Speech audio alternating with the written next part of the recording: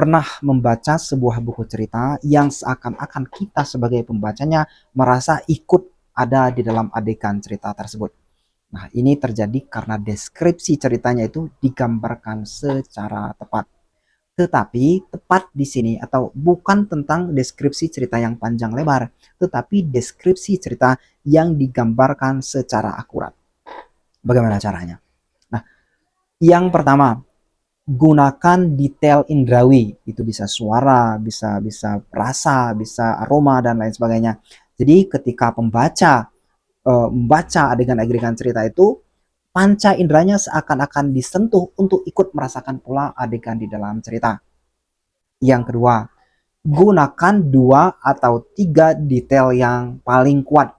Jadi jangan digunakan secara acak. Misalnya begini, ketika kita menggambarkan adegan pertarungan di dalam sebuah bengkel, maka apa bagian daripada bengkel itu yang terasa paling kuat?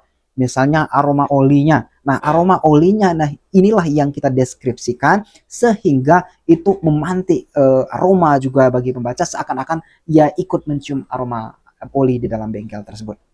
Yang ketiga, deskripsi yang kita gunakan dalam penulisan cerita itu harus mendukung emosi adegannya, bukan malah mengganggunya.